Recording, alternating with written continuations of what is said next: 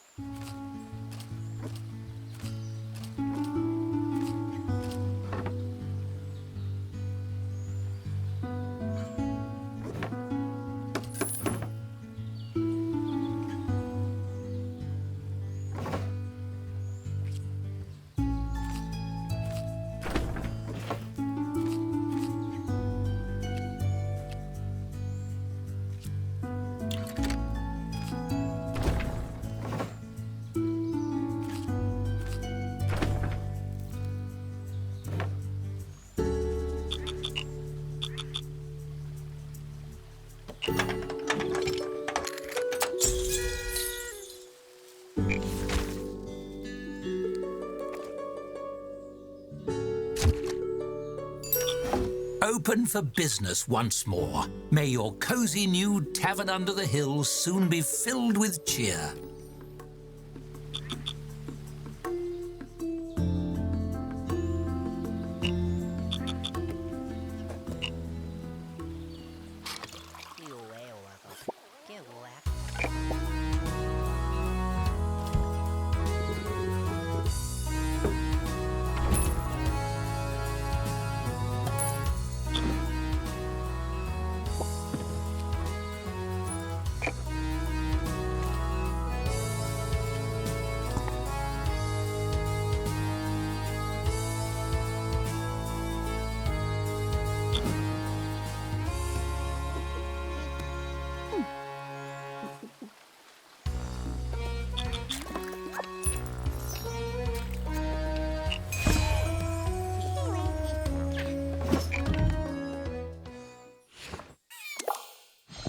Hello there.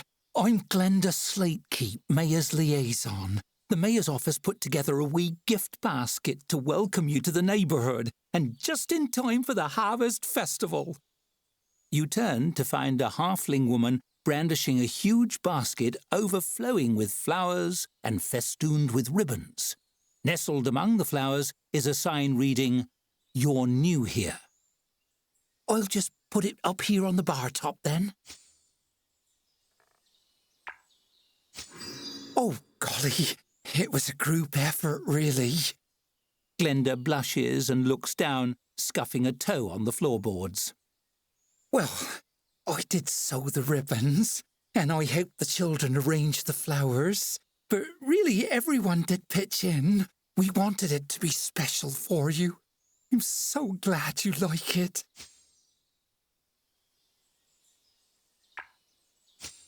Well, we're just so pleased you're here.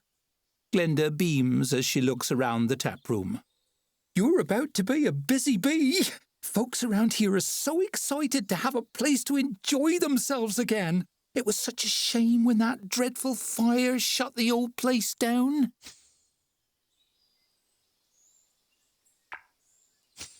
Oh, yes, just a little fire. Nothing to worry yourself about. Just a run-of-the-mill fire that sprang up out of nowhere overnight and destroyed the previous owner's livelihood. These things do happen. Glenda rolls her eyes with a wry chuckle. Some folks thought it might have been arson, but it was surely just a simple accident.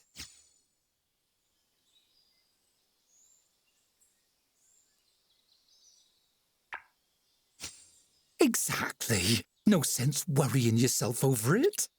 She gives you a warm smile and a curtsy. I really must get back to the office. Enjoy the gift basket and welcome again to our little corner of the land. And have a wonderful harvest month.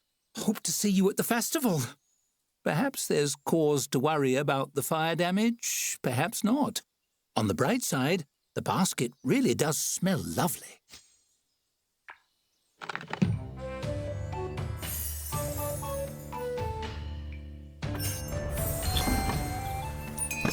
That welcome basket is so pretty. Let's pick a place to display it. Ooh, lovely. I can't wait to see your vision for this tavern. A kind soul, that Glenda.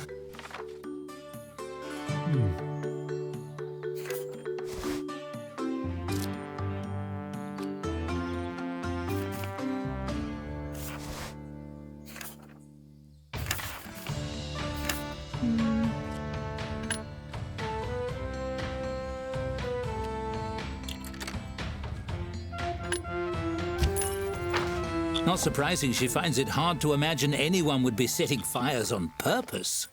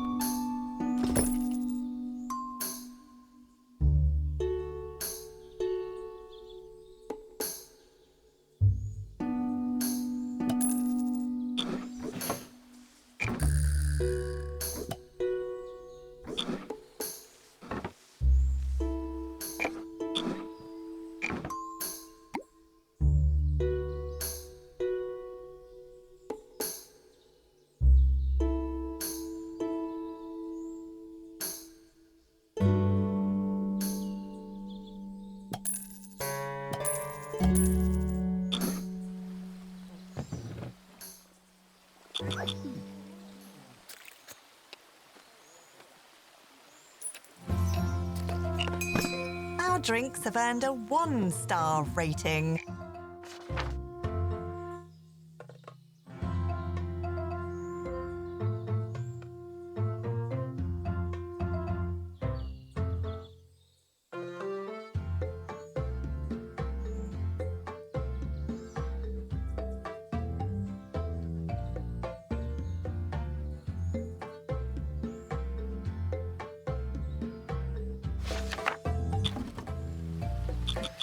Ah, harvest season. That means the annual Harvest Festival will be just around the corner. What a treat!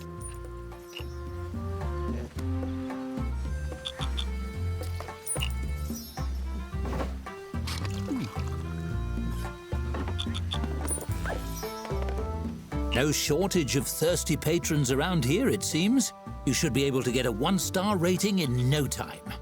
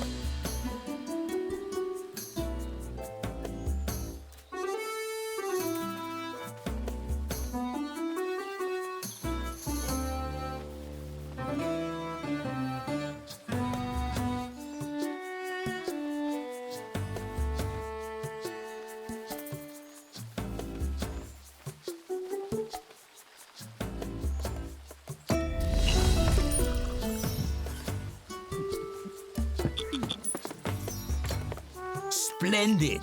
What's a tavern without a crowd? Come on in, everyone!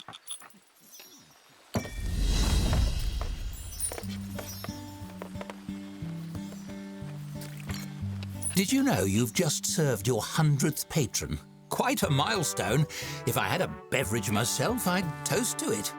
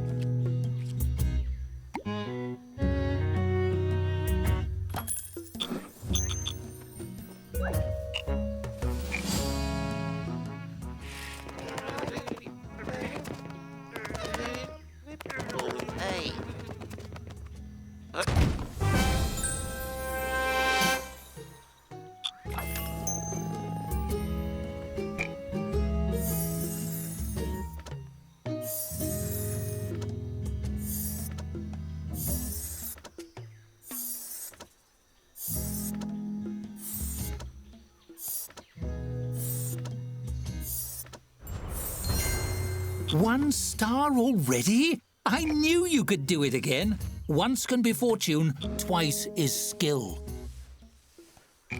I expect it won't be long before the guild notices your progress.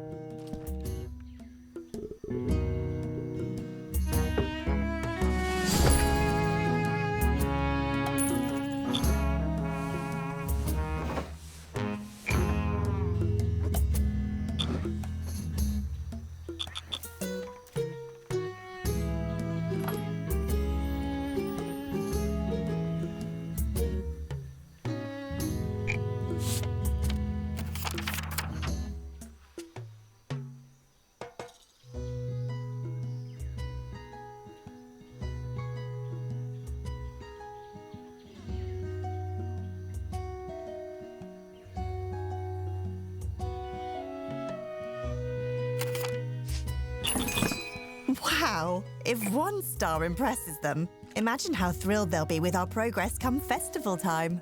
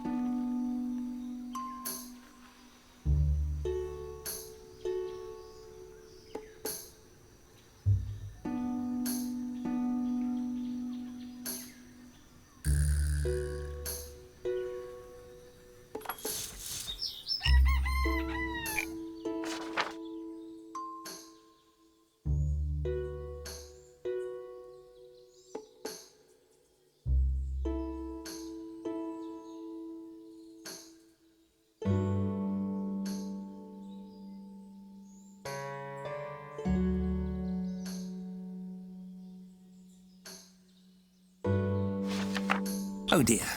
Did that headline mention another fire?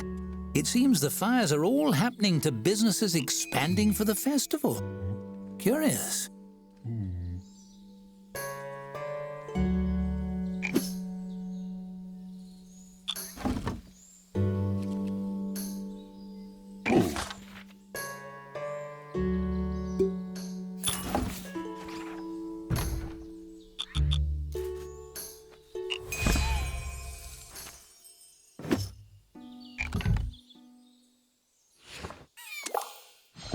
You hear distinctive footsteps, brisk and precise like a ticking clock.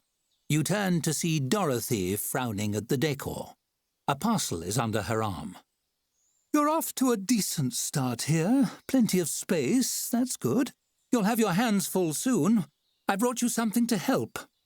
She swipes a fingertip across the countertop. Her brow furrows in distaste as she reluctantly sets the parcel down. Indeed. She taps the parcel. The guild obtained this relic from an adventurer. They dug it out of a mouldy old dungeon or nicked it off a dragon, some silly business like that. We're calling it the Patron Attraction Board, PAB for short. It runs on some sort of divination magic. If you feed it gold, it shows the future. You can use it to foresee the desires of groups of patrons before they arrive.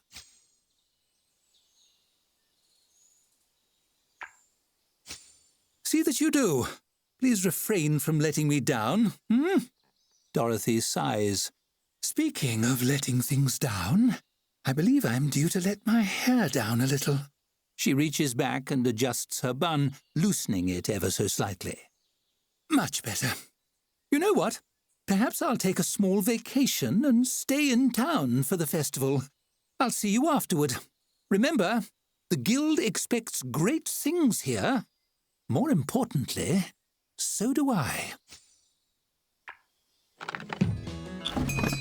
Ooh, a patron attraction board?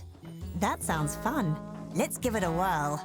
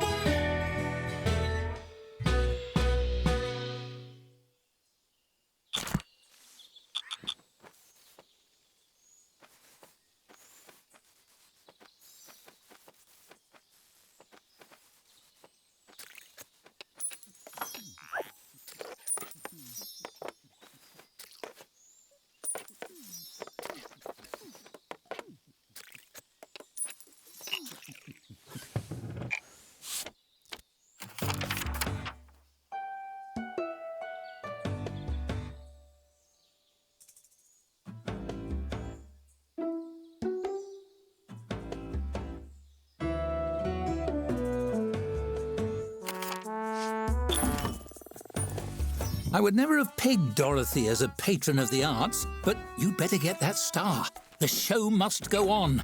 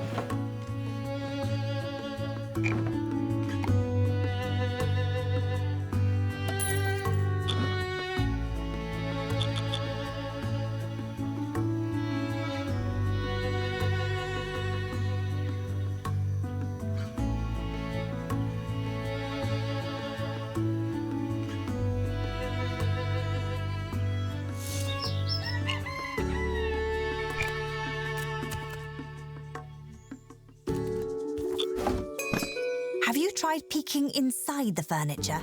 I bet people stash stuff.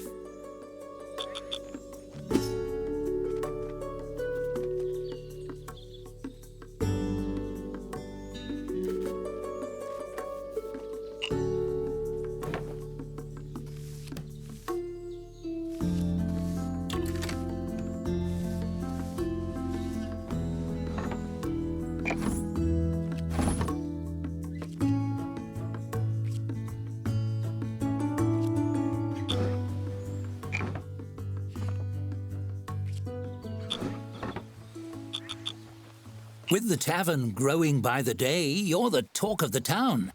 Maybe patrons won't be the only thing you're attracting.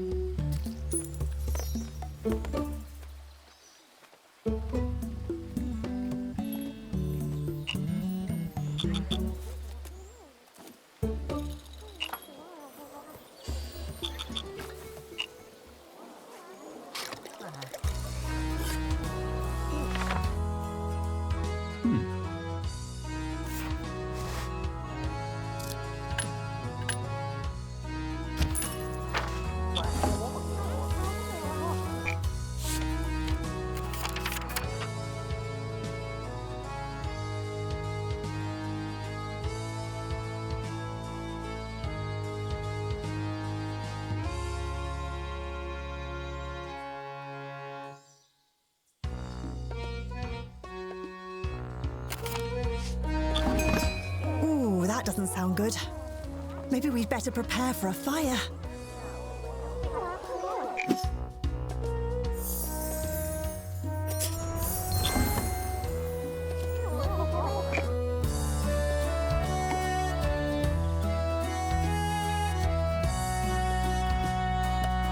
Not much else to do but keep your eyes peeled for trouble. Might as well peel your ears too, just in case.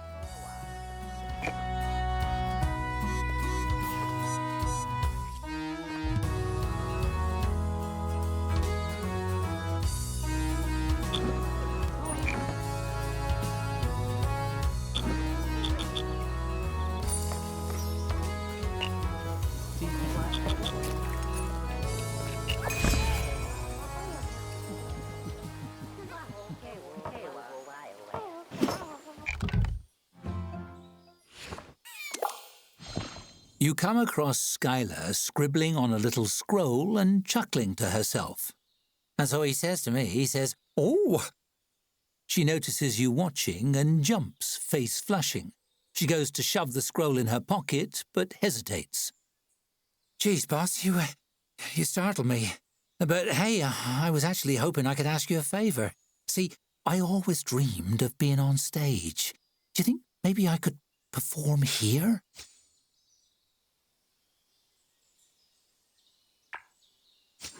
"Oh, no, I don't. And I don't sing or nothing like that. I just like to make people laugh, and that gave me an idea.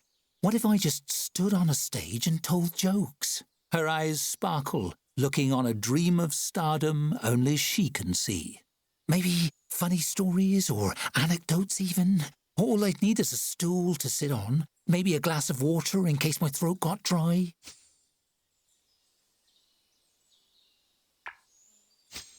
Coming right up, Skylar smooths out her little rumpled scroll and clears her throat. Why did the wizard quit his job editing insults? He had trouble with dispelling. Yeah, okay. How's this one strike you? Why don't liches celebrate their birthdays? She points at you with both hands. They're scared of adventuring parties.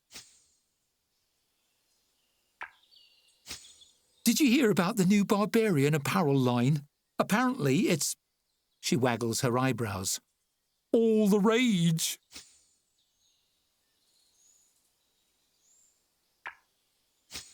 Really? You mean it? She lets out a whoop and thrusts her fist into the air. You won't regret it, boss. I'll even put you in my act. You're gonna love it, I promise.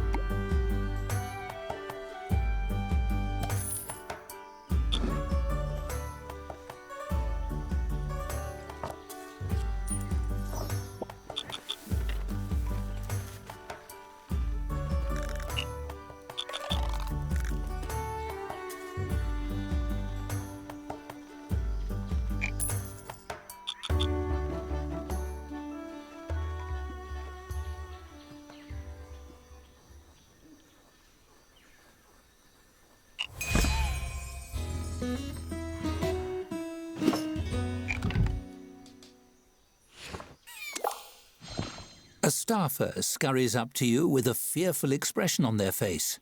I went to use the loo and saw a weirdo in a cloak sneaking around with some kind of fat lizard. You nod and creep into the tap room. You see a figure holding a bright red lizard stiffly at arm's length. They squeeze it and it releases a gurgling squeak. A jet of fire streaks from its mouth, splashing flames everywhere.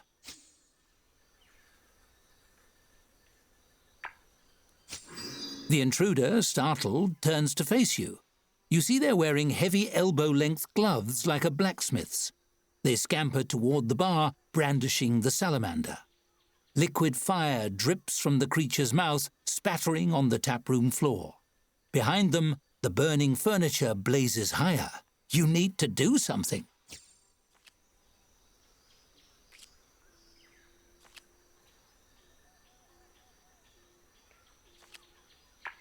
You reach for something to smother the fire and reduce the damage to your tavern.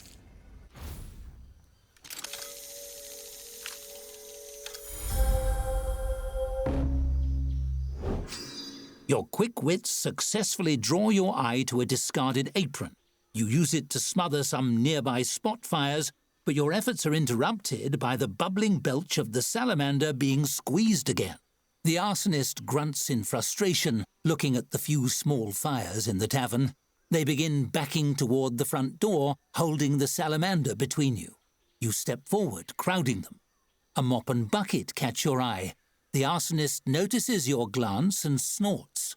You think a bucket will help? A wooden bucket?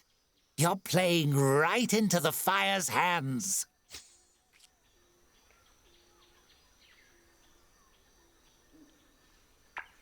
You chase after the arsonist, letting the fire burn.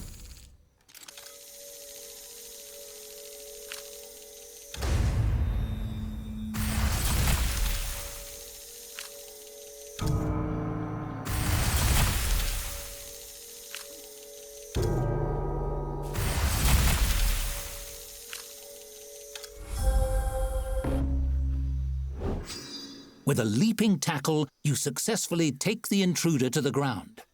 The face that stares up at you is a mask of bark-like skin. It twists in bafflement.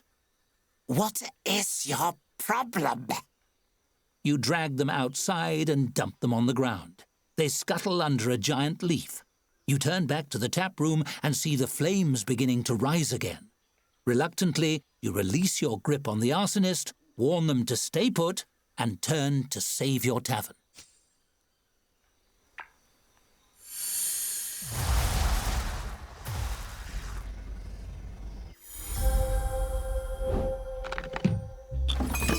We need to get this fire under control.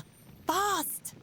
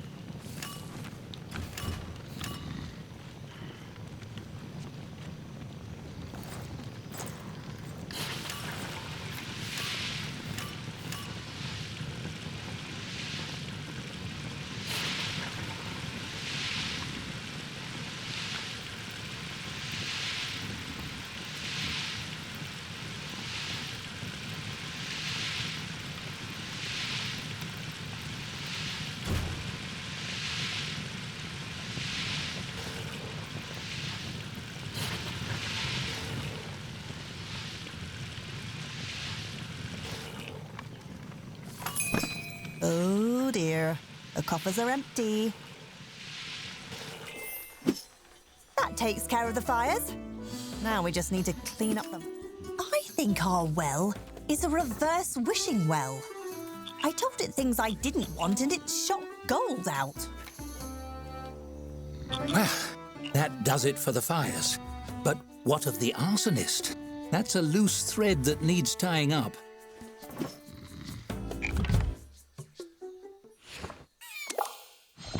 A nearby staffer mops soot from their face and nods to you. The fires are out. Now it's just a matter of cleanup. You need to find that arsonist. Hopefully they're still where you left them. Outside, you find them huddled under a giant leaf. A dryad with skin like bark and glowing green eyes.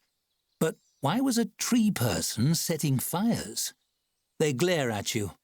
Here to apologize. It's the least you should do for interfering with a controlled bird.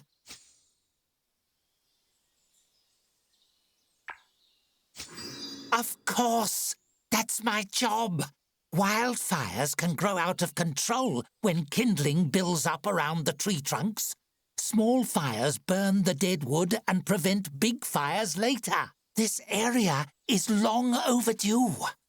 They gesture to the tavern and surrounding houses nestled into the roots of the giant trees. Look at all the dry wood piled up.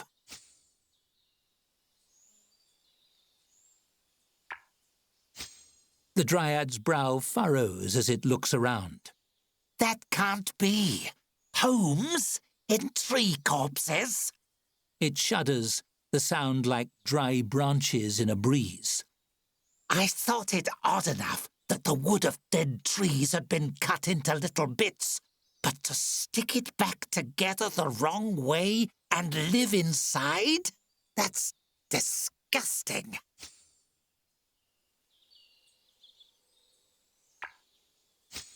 There's a certain beauty to that, if I don't think about the gruesome details.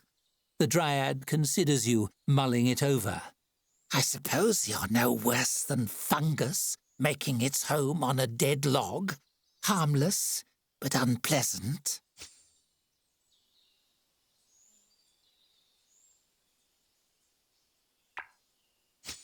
The dryad's face goes pale as birch. I'm sorry. What? and I've stumbled right into the center of their hive. They're so still they could be mistaken for a tree, if not for their wide eyes.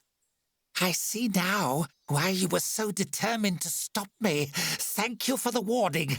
I'll leave this charnel house for good.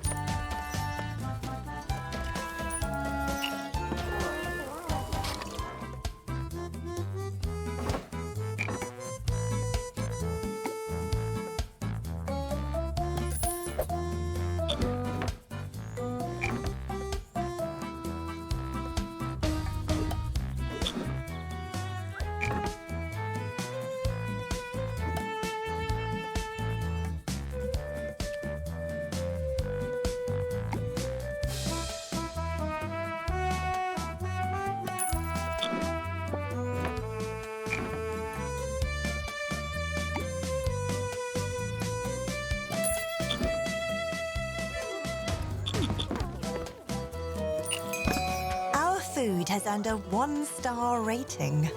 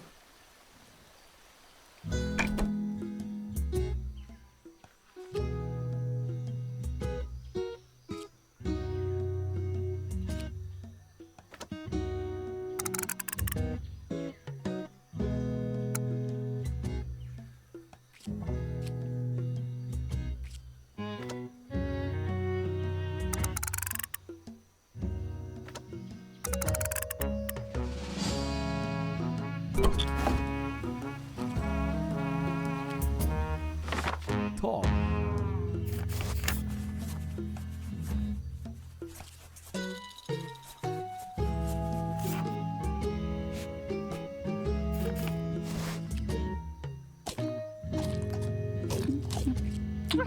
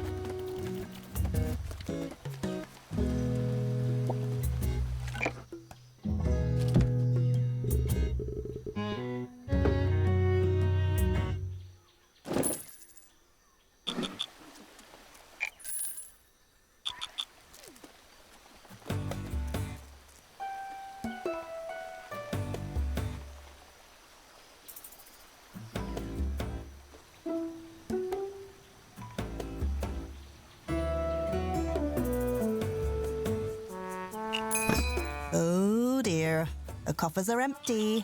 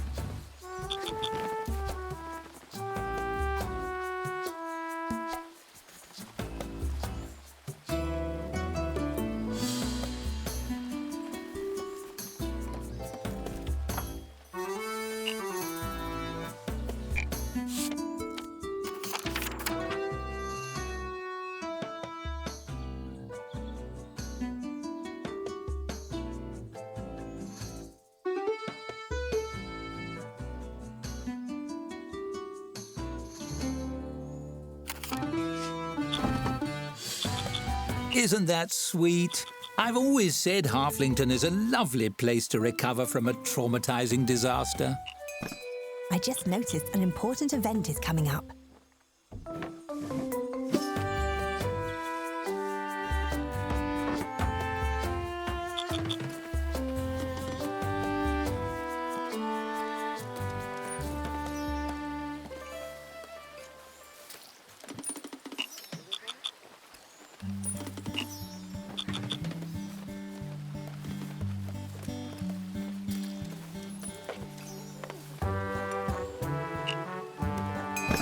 It's great we're so close to farms. I love fresh produce.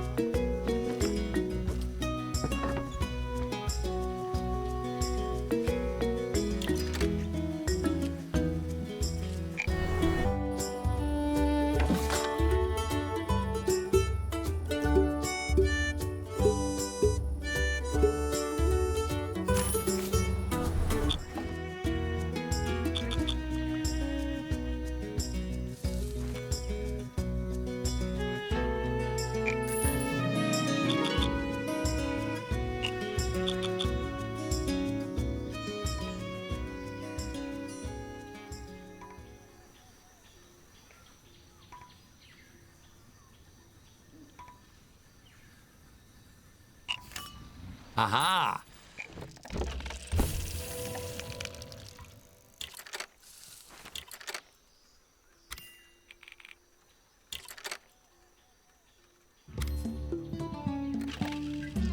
That was a mote of chaos striking. Always a hazard in stories burdened by free will, I'm afraid. Oh dear, the coffers are empty. One can never predict when that might happen or what the results might be. Keeps you on your toes.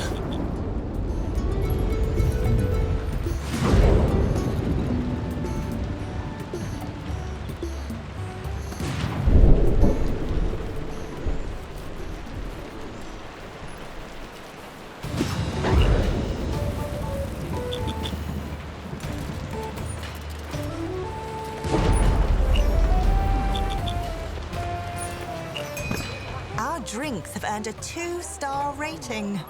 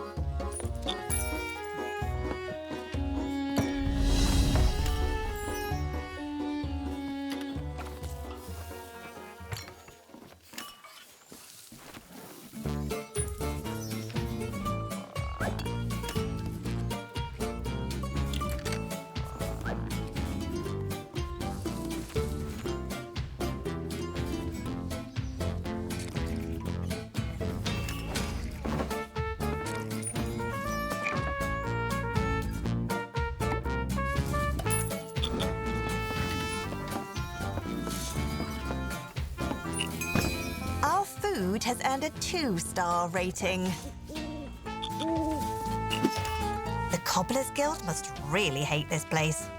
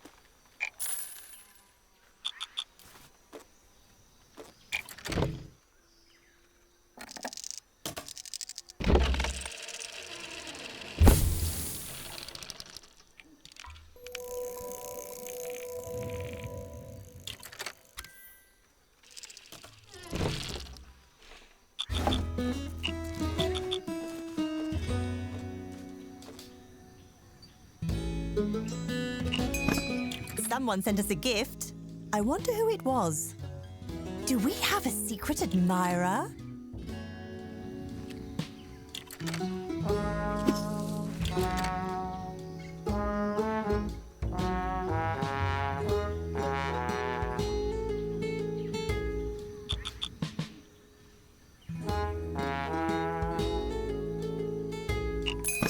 Oh dear, the coffers are empty.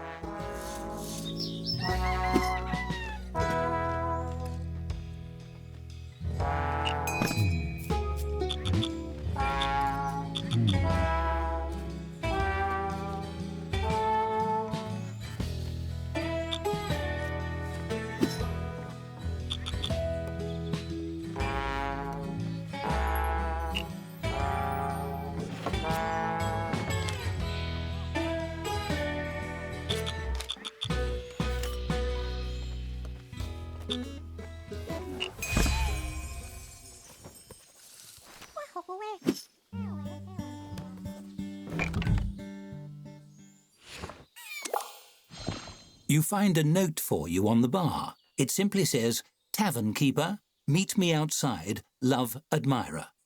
You wander out and circle the tavern, curious, and find an unexpected sight, a reverse centaur. You get my gift? My note? No name? Very mysterious. Very romantic. It fixes a large liquidy eye on you and bares its massive blunt teeth in what might be an attempt at a flirtatious smile. Saw you through window. Love at first sight. You feeling it too, yes? For me, we run away together now.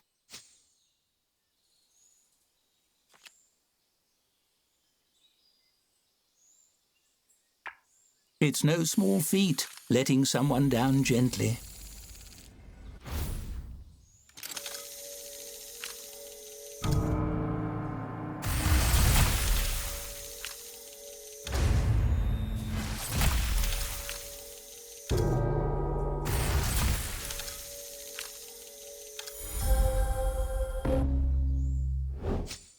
You manage it with a combination of soothing gestures and a clear passion for the tavern. The reverse centaur nods. I understand. It's rarity to find a true calling, not something easily tossed aside.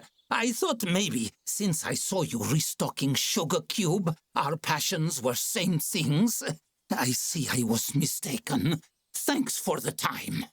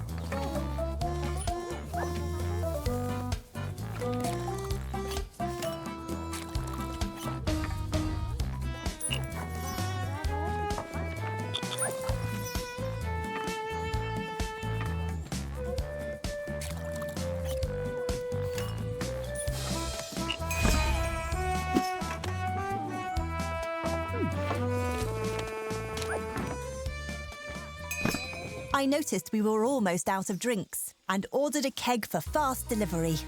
On me.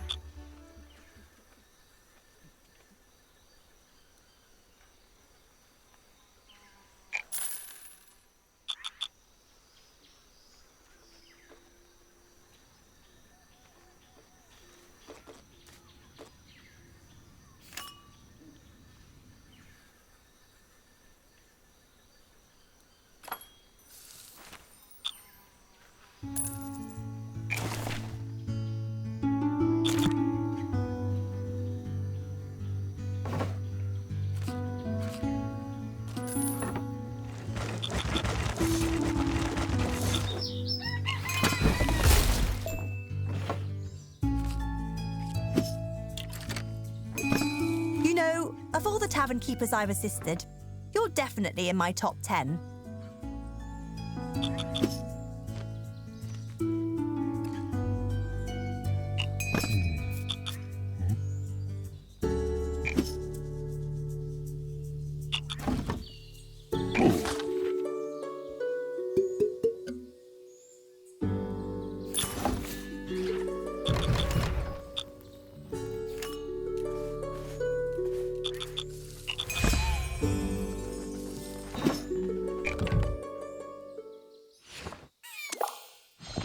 An elderly woman enters the tavern carrying a loaf of bread. She waves it at you with a twinkle in her eye. Bought this bread here. It's a decent local loaf, no mistake, but it got me thinking that you might be interested in my old oven. Bread is so much lovelier when you bake it yourself, after all. You hear a sharp whistle and a team of sweating movers heave a huge stone bread oven through the front door. They nod amiably as they shuffle slowly past with it.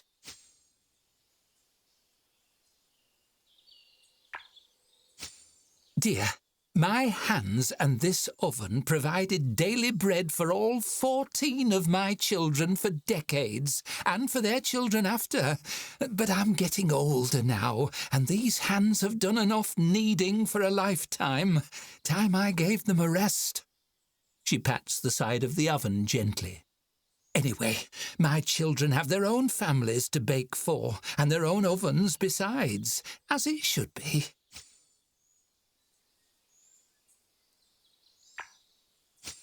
Good. I knew you were a dear. With you baking in it, this old oven will still be feeding families, just the way it always fed mine. It will have a purpose again. The woman places an affectionate hand on your cheek, patting it twice. That will do my heart good.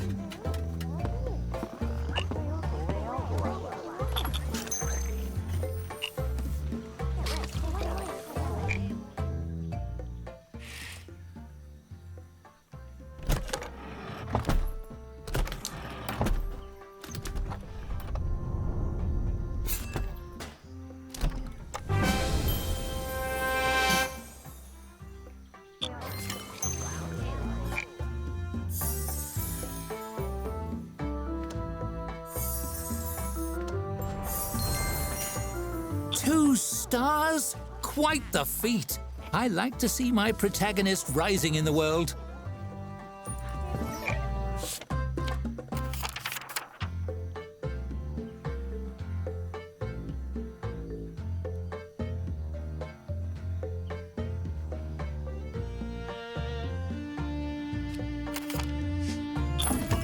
At last, you're able to build a stage, home of song and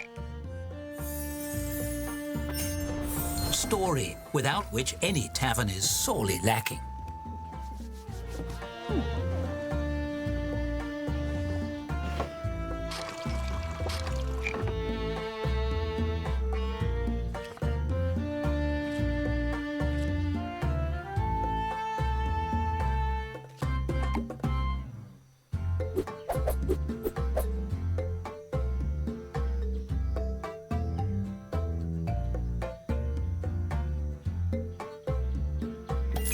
Now that we have a stage, we should book an entertainer. We can use the patron attraction board for that.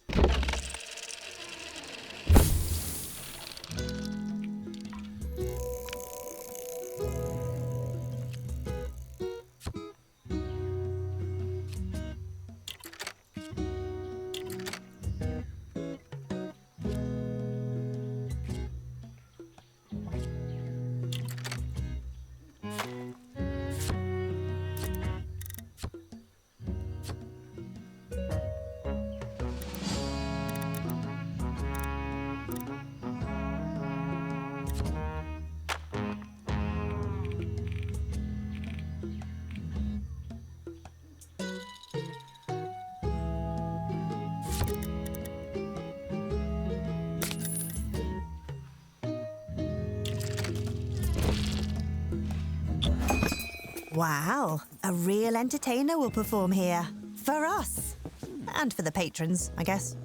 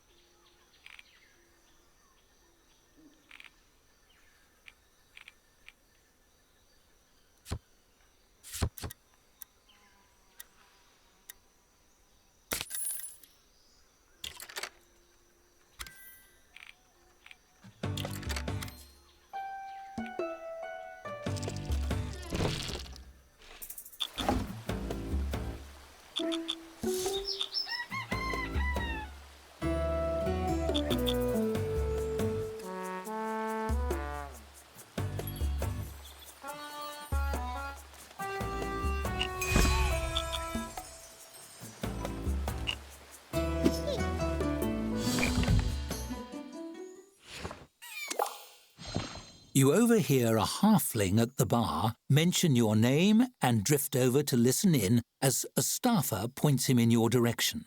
He turns your way, beaming. Ah, the proprietor! Delighted to meet you. I'm one of the organisers of the Harvest Festival, a week of feasts and competitions. You've heard of it, yes?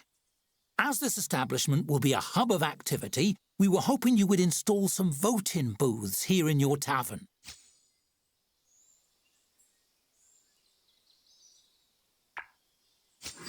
It will be. His smile grows wider.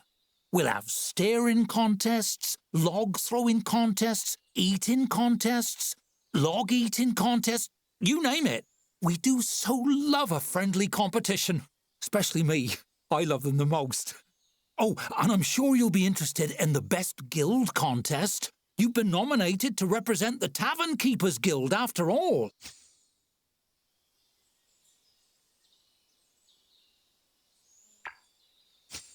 Great question. You'll be competing against 3 of the finest guild chapters in all of Halflington. He ticks them off on his fingers. The local chapters of the Brewers Guild, the Philosophers Guild, and the Thieves Guild. A fine group of apples and oranges to compare. I can't wait.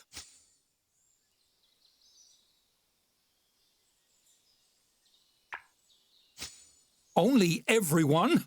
The local branch are very good thieves, some of the best in the land. We're very proud of them. He smiles fondly as he checks to make sure his coin purse is still attached to his belt. If there's a way to steal enough votes to win, they'll find it. You'll need to hustle to keep ahead of that lot.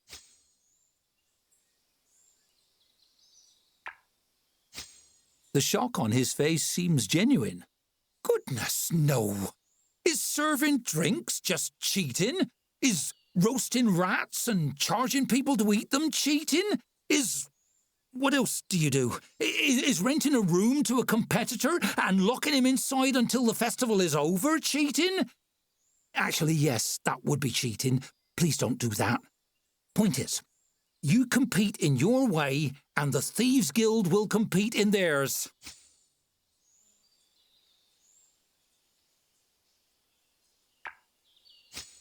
Ah, an existentially fascinating question.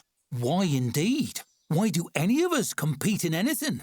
Is it for fun? For validation?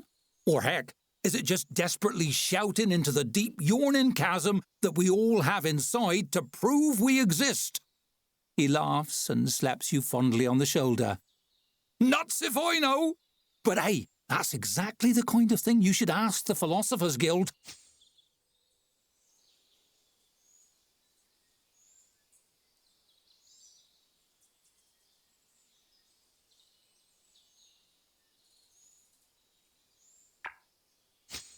Maybe so, and they won't be easy to beat. They're the favourites to win most years. Free drinks go a long way in this town. Hey, you should do that too. Folk love a good free drink. Really makes somebody's day. What? No. I'm just saying. Sure is nice to wet your whistle with a cool mug on the house. Sure is nice. Gosh, my mouth is watering just thinking about it.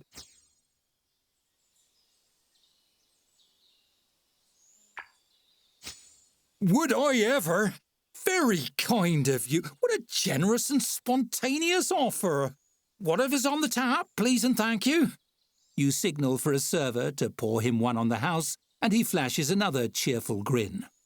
You keep this up, and you'll rock it to the lead in no time.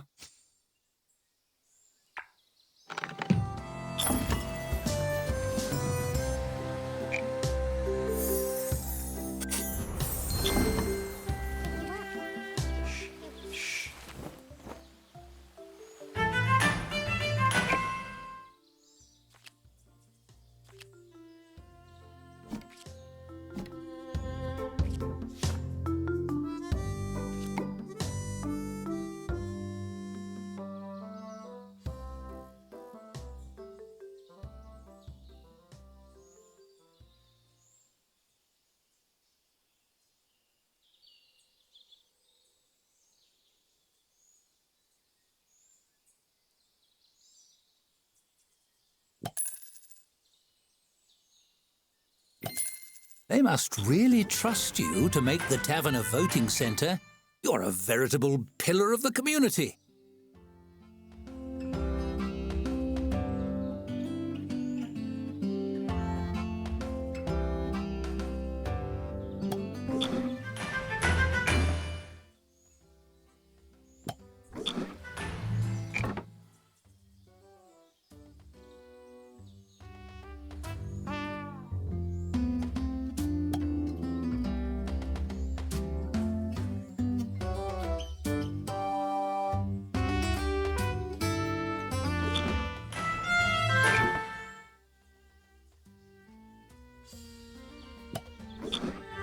All over Halflington, revellers are getting ready for the upcoming festival.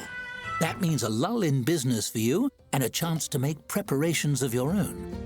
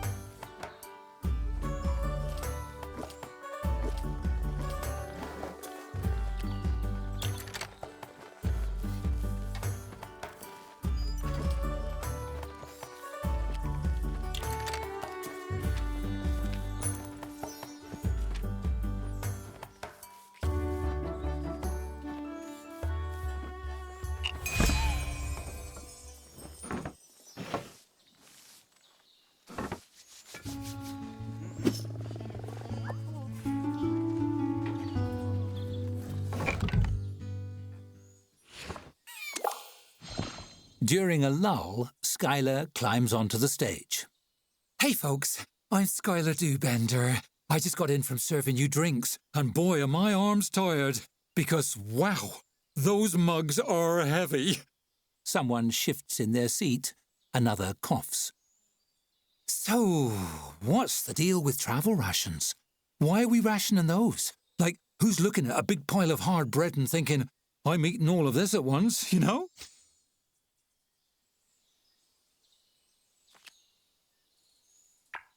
You chuckle and applaud a little, breaking the silence.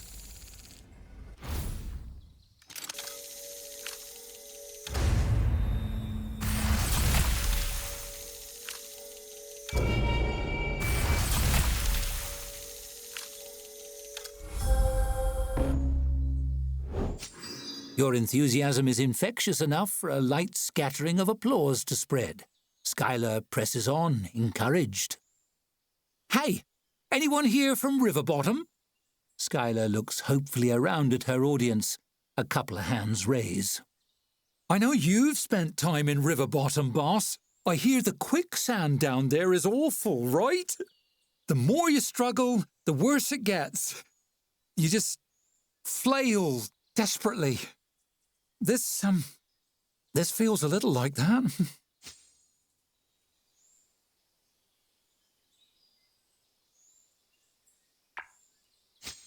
She snorts indignantly. You think I can't touch the bottom? Why, because I'm short. At least I'm not tall. Tall people. Always strutting around, acting better than everybody. You can't fool me, tall people. I've seen you in rooms with low light fixtures. A few laughs bubble up from around the room as Skylar plays to her audience.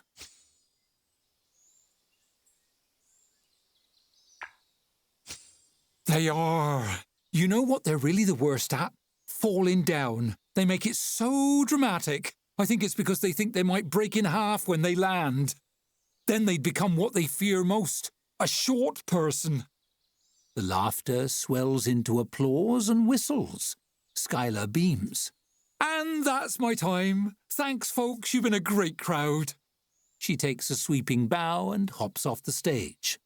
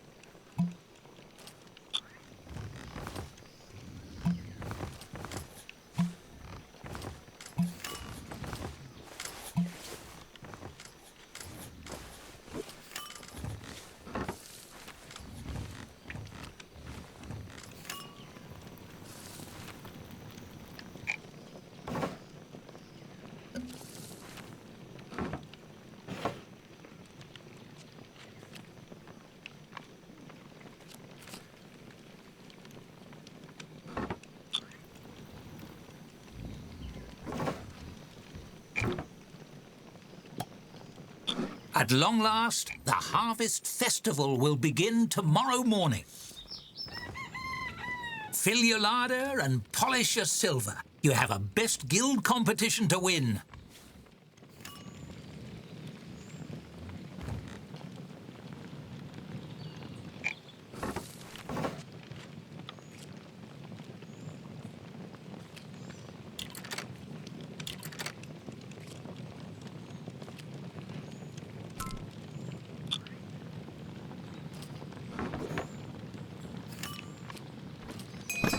Patrons sure have dirty feet.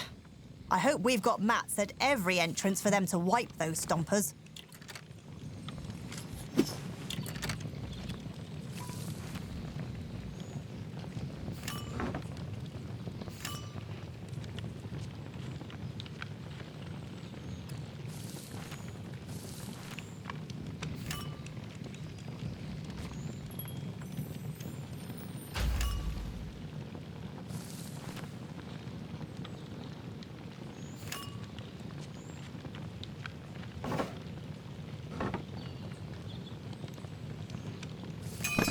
The fire brigade is standing by for your call.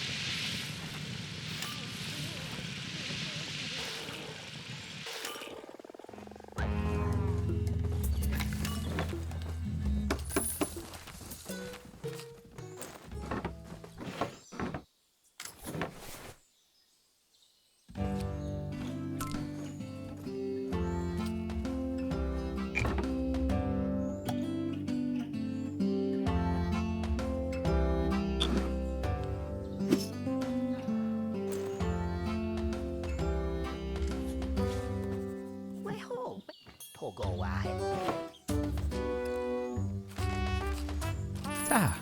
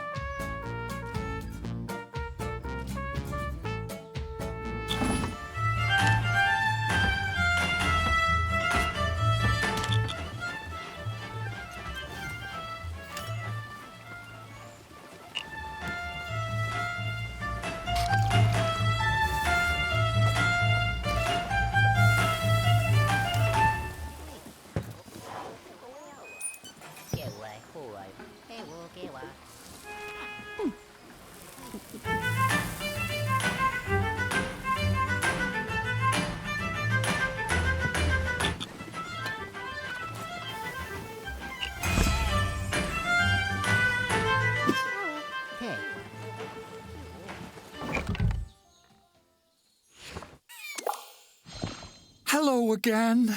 I've been wondering how you would decorate with the funds I sent. Wow, this wasn't what I was imagining at all. What a fun surprise. You note that Glenda doesn't come bearing a basket this time, but is instead struggling under a weighty bag of cleaning supplies as she surveys your tavern. Anywho, I just thought we'd stop by, maybe do a little neighbourly tidying up.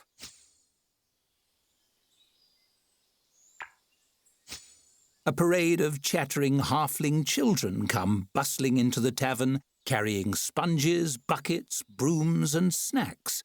They're followed by an old halfling woman leaning heavily on a cane and brandishing a feather duster. We'll have this place sparkling clean in no time. The kids are so excited, they're competing to see who cleans best.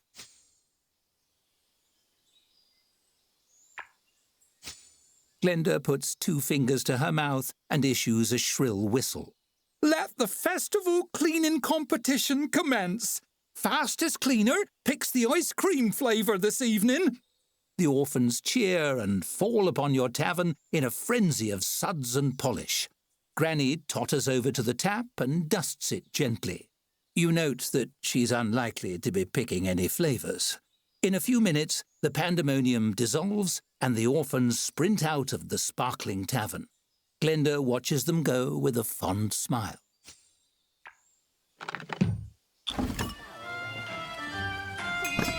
Wow, look at those sparkling clean floors. It's like a reverse tornado came through here.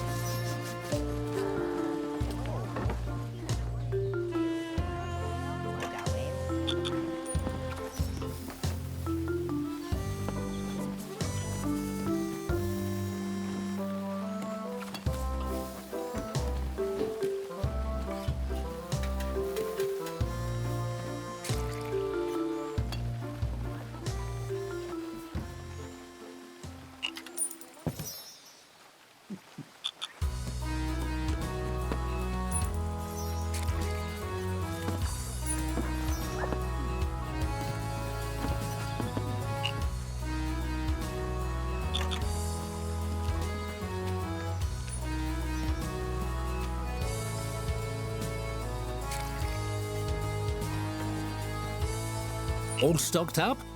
Are the decorations just as you like them? The harvest festival grows ever closer.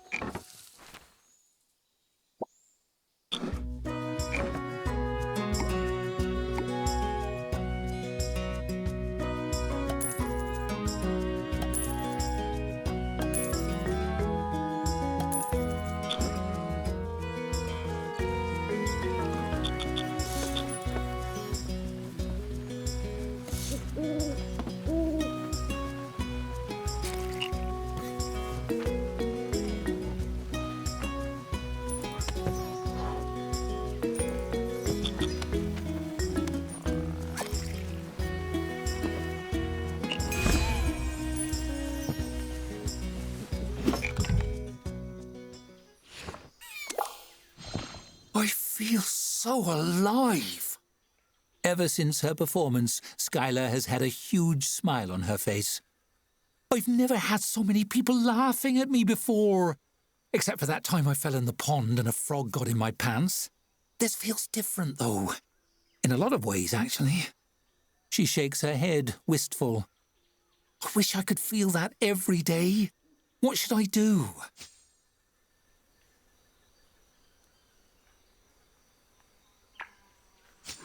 You mean to take my act on the road? Go to different cities? The whole shebang? Her eyes glitter, but she looks conflicted. But don't you need me around here? I don't want to leave you in the lurch, boss.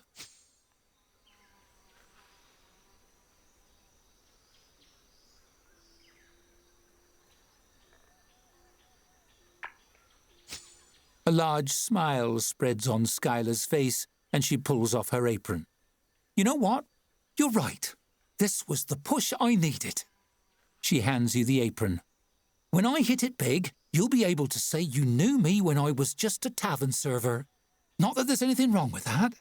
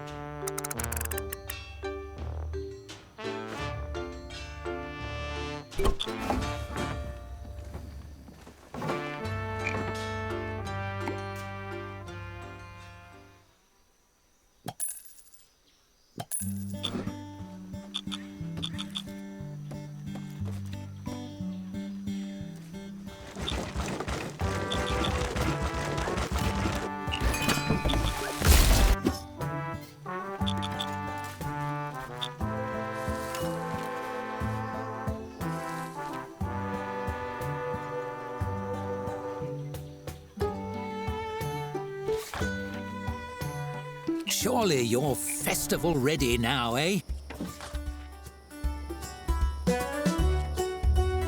Still, a few more decorative touches here and there couldn't hurt.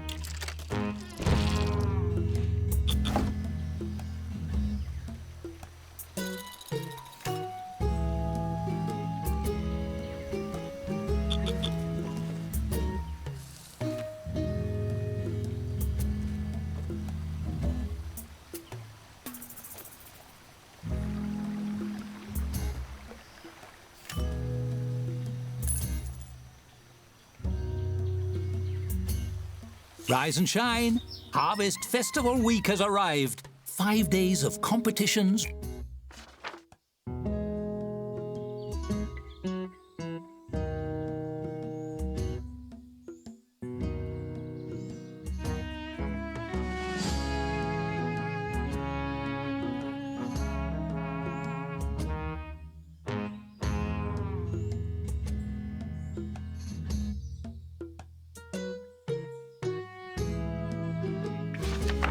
Revelers and frantic customer service. Huzzah! The best guild competition starts today at last. This may be the closest you come to a battle in this story. What a thrill! Every competitor in Halflington will be looking for a place to show off, host groups of festival goers, earn their love and votes, win the contest. Have at it!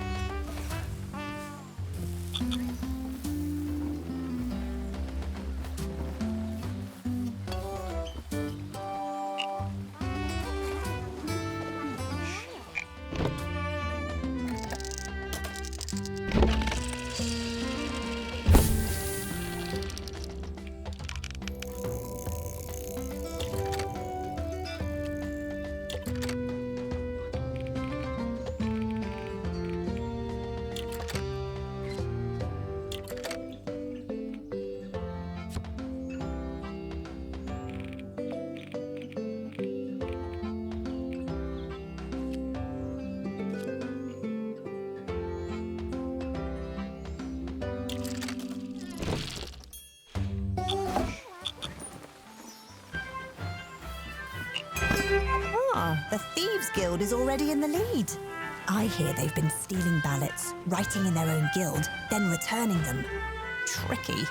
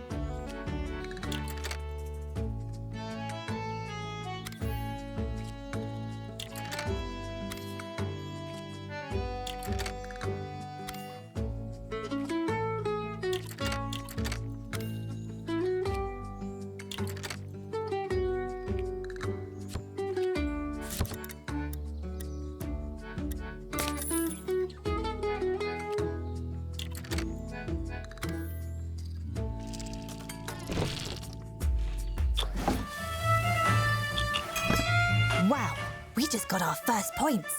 We're in the running. Keep it up.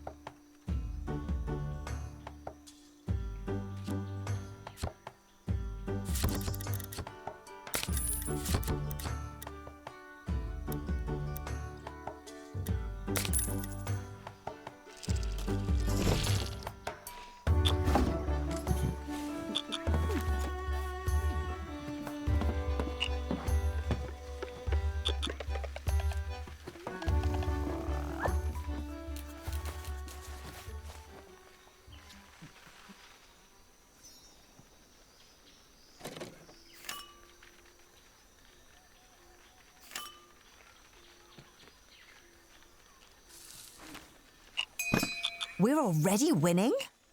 These other guilds won't know what hit them. Keep it up.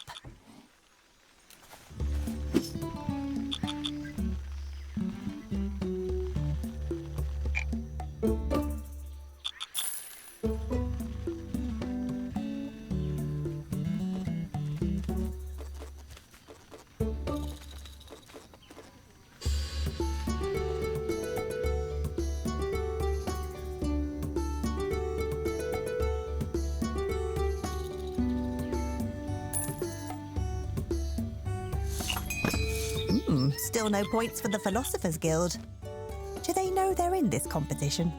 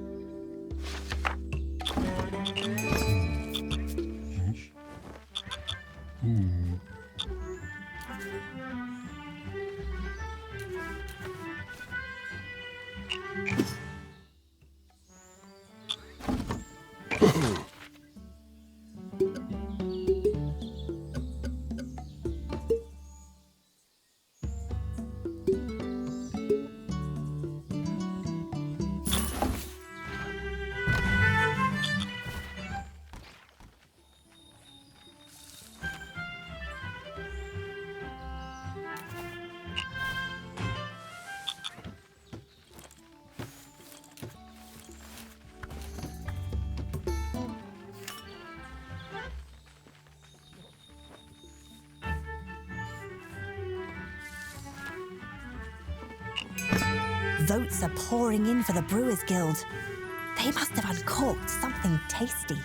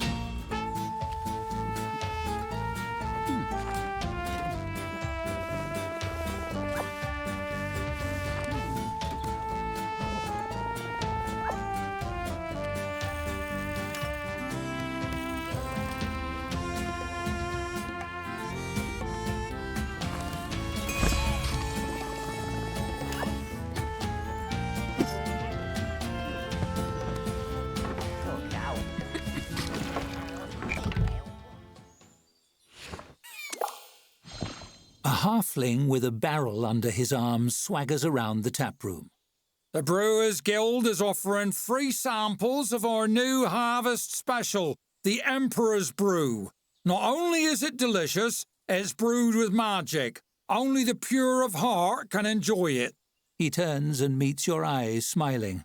If you're a bad person, your mug will seem empty. Who wants the first sample?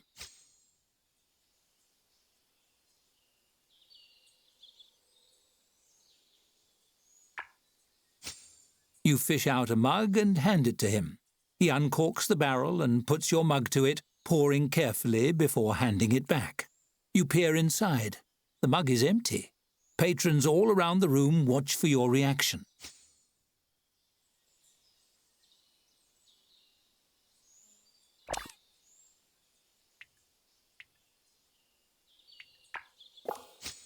The brewer circles the room, serving your patrons from his barrel. They peek into their mugs, none wanting to speak first. At last, one mimes taking a big gulp. See how I'm rubbing my belly and smacking my lips? That proves I can taste it. What other explanation is there? Look, I'm rubbing my belly again. Another voice chimes in to agree, then another. Soon everyone is exclaiming that they've never had a finer drink.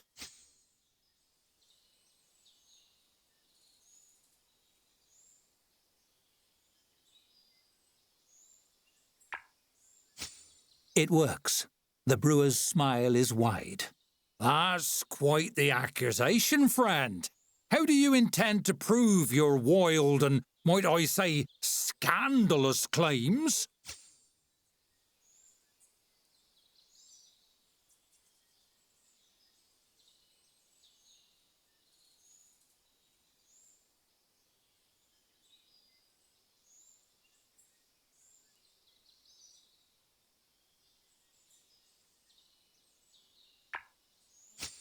I guess that's fair.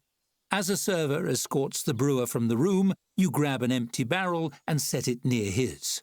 Everyone watches curiously as you set out 2 empty mugs, but fill neither. At your nod, your server brings the brewer back. He hesitates briefly, but to his credit, attempts to continue his charade.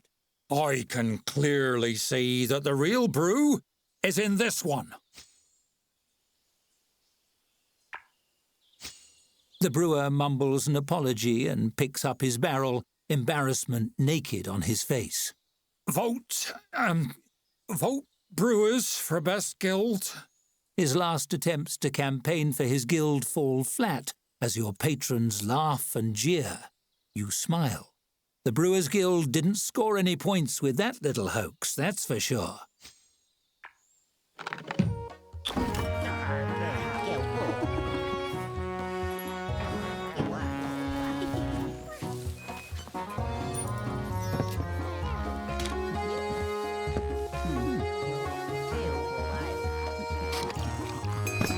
Can I name our next tavern? I promise not to name it anything weird. In any languages you speak.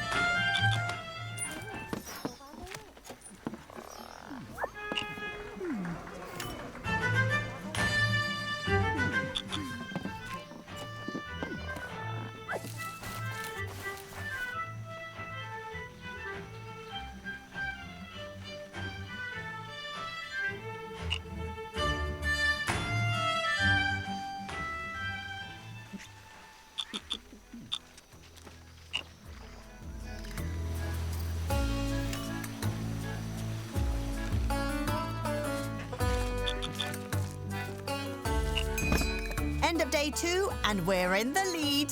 Keep it up. I want to swim in whatever trophy cup they give us.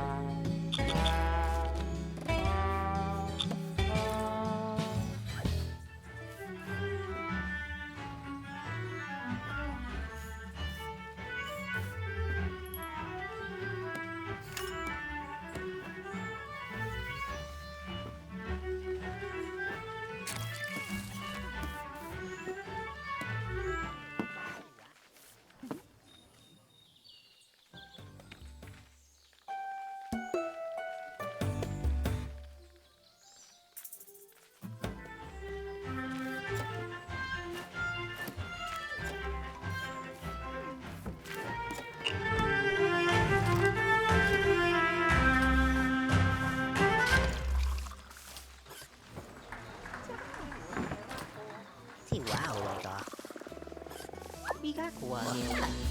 에이.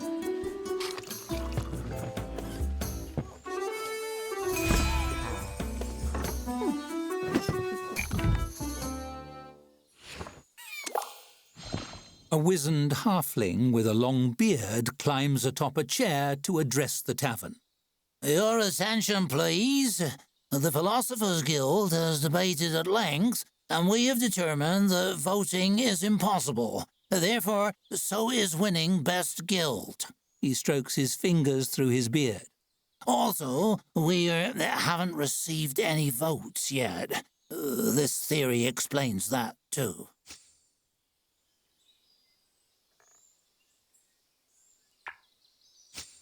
Observe the voting booth. To reach it, you first have to walk halfway to it, correct? Now, before you get halfway, you must first travel a quarter of the way. Before that, an eighth of the way, and so on, do you see?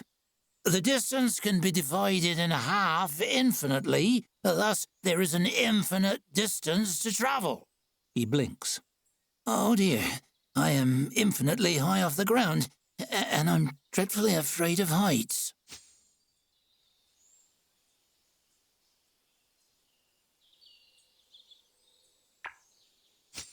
He gives you a paternal pat on the shoulder as you help him down. A wise question.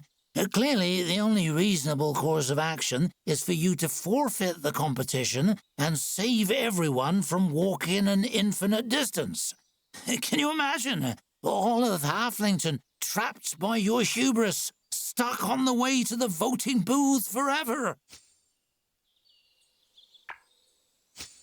So, you would condemn these people to an endless purgatory for your own ego? You hear a wave of shocked muttering.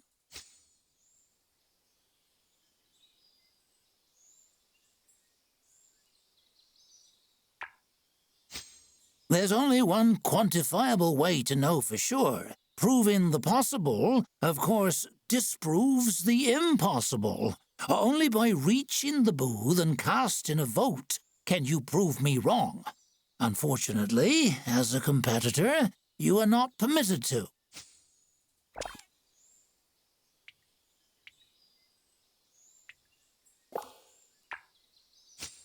The philosopher fixes you with a suspicious side eye as he strokes his beard. Indeed. What would you suggest?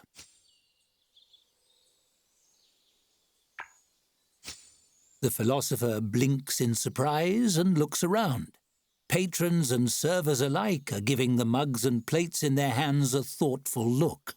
One hefts a chair, testing the weight. The blood rushes from his face as he raises his hands in surrender, backing away.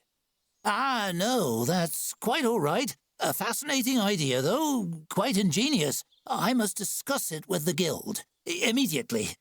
Good day.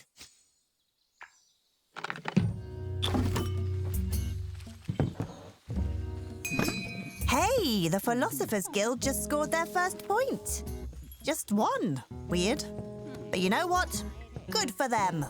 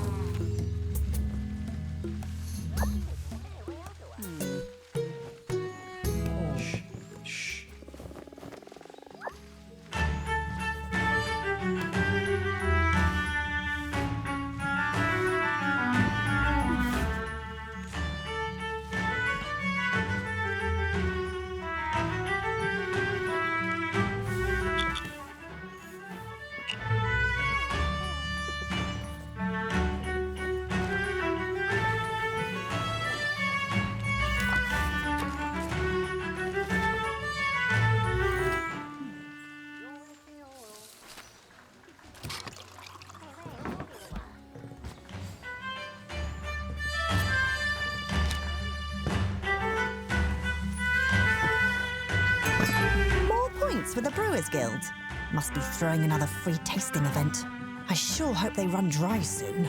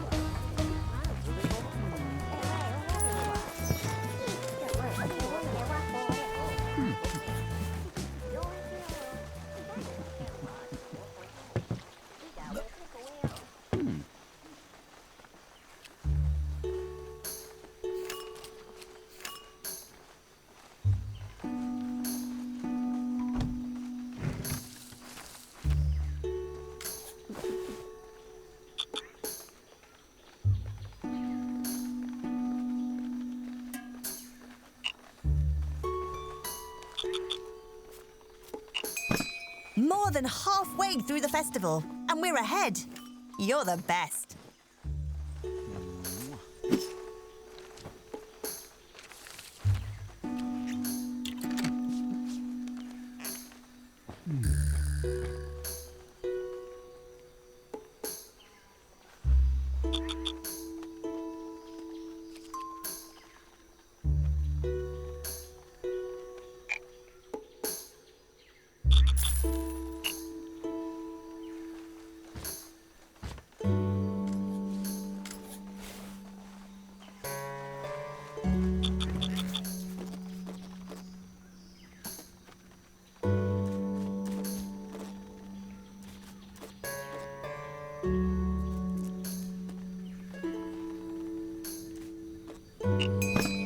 Whoa! Major points on the board for the Thieves Guild.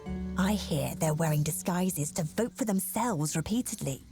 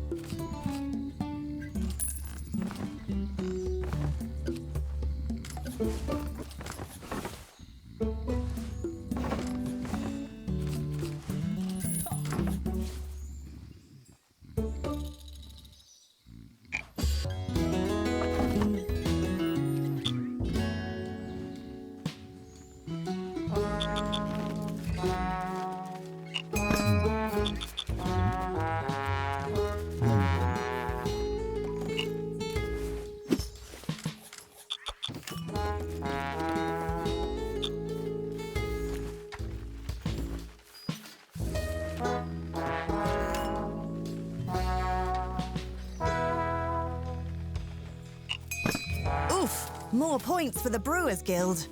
They uncorked a barrel they were saving to send to the king. They must be getting serious.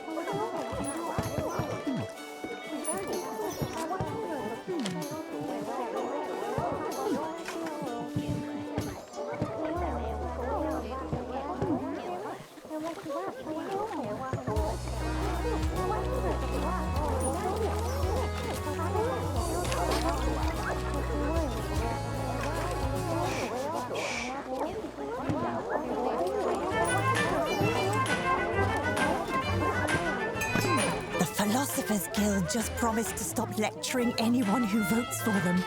A brilliant strategy.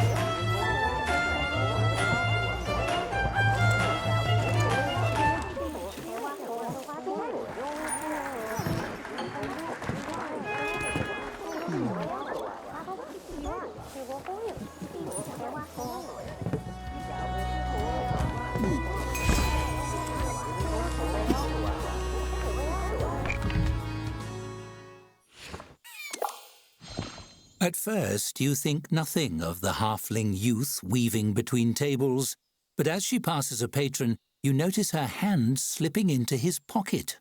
A thief. You grab her shoulder. She startles and looks up at you with wide eyes. I mean, woe is me. I'm but a poor, hungry waif scrounging up enough money for a meal. She wavers on her feet as if faint, then peeks up at you to gauge your reaction.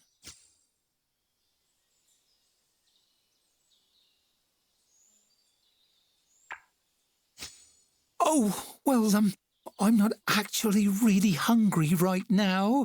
It's more that I'm hungry in a, general way. Like, maybe I could be hungry later if I don't pick these pockets. So, she spread her hands in a you-know-how-it-is gesture as she takes a small step away from you.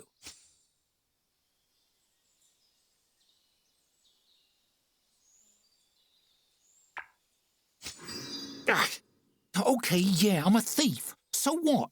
I'm in the guild, okay? I have a right to be here. I pay my dues and everything. She crinkles her freckled nose in irritation. How about this? You let me do my job and I'll cut you in on the profits. 10% of my take.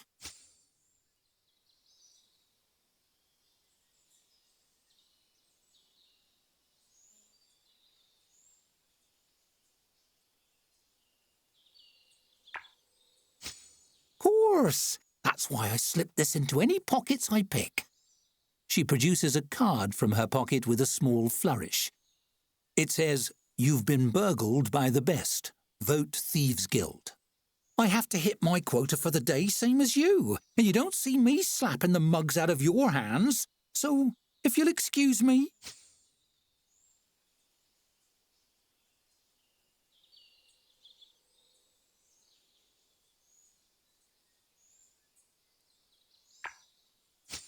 She sticks out her tiny hand for a firm handshake. It's a deal. I'll leave your share behind the counter once I clean these folks out, okay? She scampers off, and you watch her deftly nab a couple more purses. Ethical? Who knows? But if this town is so proud of their Thieves Guild, letting the kid work is just supporting the local community, right?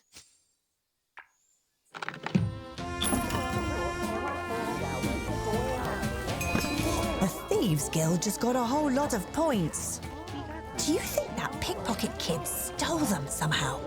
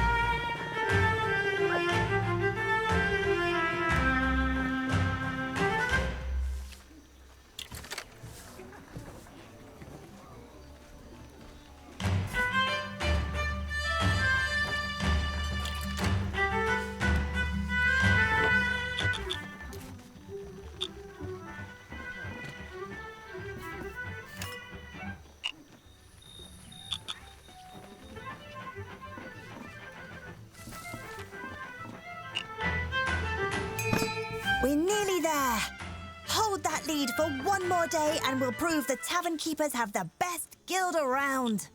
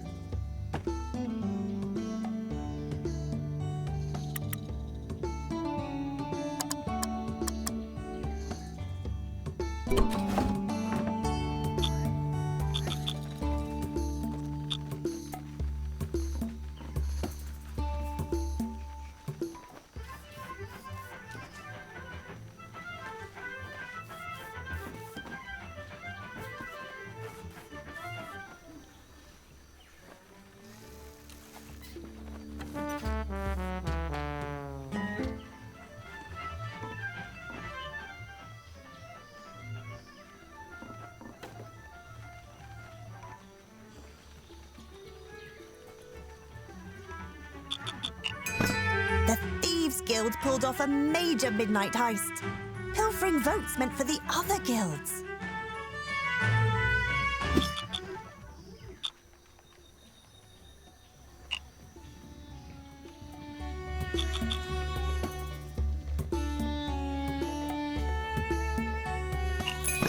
There are only a few hours left in the best guild competition.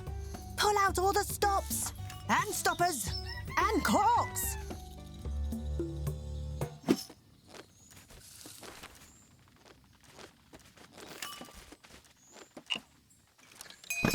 I'm tired of people asking me whether Tavern is really an element. I don't know. I don't make the rules.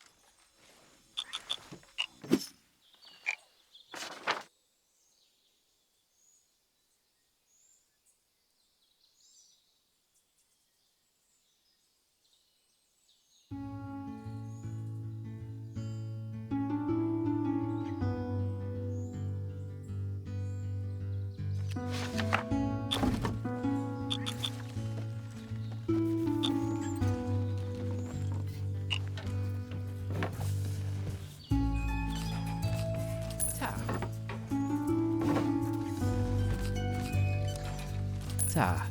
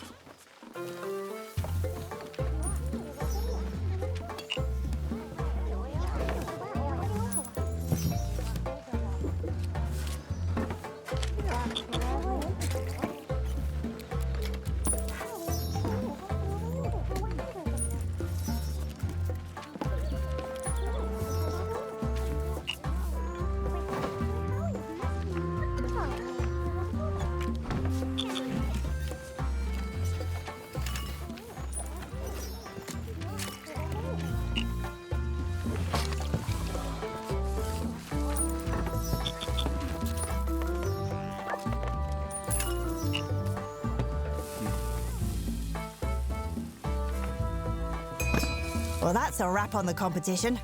I can't wait for the awards ceremony tonight.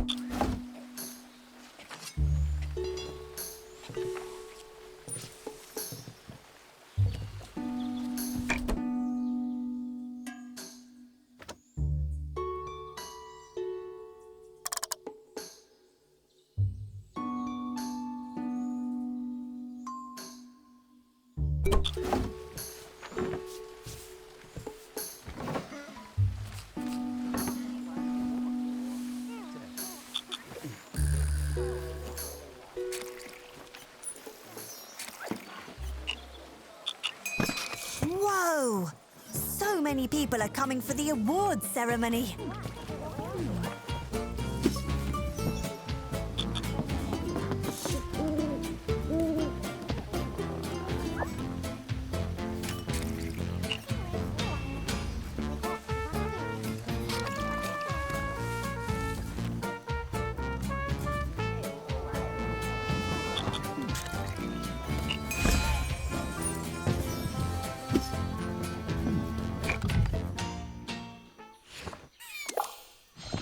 Applause sweeps the tavern as Mayor Slatekeep mounts the stage. It's time to announce the Harvest Festival winners. Cheers erupt as she fishes out some note cards and peers at them. Thank you all for voting. Celebrating together as a community makes us all winners, no matter who receives the awards. She pauses, glancing up. Of course, some people will receive awards, so technically they're the real winners, but you know what I mean. Let's begin. Dorcas L. Ripplepoot claims the coveted honour of silliest name. Deepest sleeper is won by Henry Topcotton, who has managed to miss the ceremony. Mayor Slatekeep tearfully awards herself Best Mayor. Longest story goes to Luton Pottensmite. Your attention drifts an hour into his acceptance speech, and you're beginning to doze when your name rings out sometime later. Representing the Tavern Keepers Guild, and the winner of Best Guild is... the Tavern Keepers Guild. That's you. You won. You push through the crowd and mount the steps to the stage. Mayor Slatekeep reaches out to clasp your hand, giving it a hearty shake. She lifts the lid on a polished case, revealing a large golden key. I present to you your prize, the key to the city. Congratulations! Confetti rains down all around you, and she gestures to the boisterous audience, inviting you to make a speech.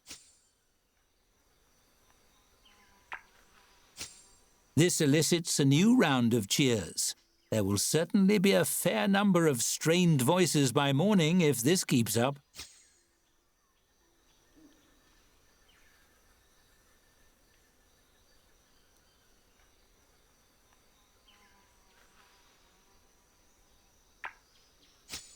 You descend from the stage victorious as patrons gather around to slap you on the back and wish you well. Fireworks begin to pop and crackle in the night sky as you wonder where your next tavern will take you. Certainly, it couldn't be anywhere as warm and as friendly as Halflington.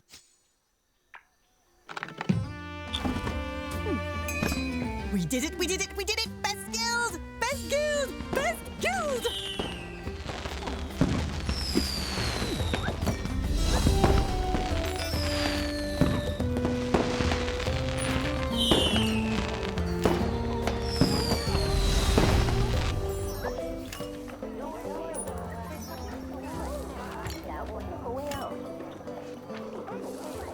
What a party! You outdid yourself, and the guild...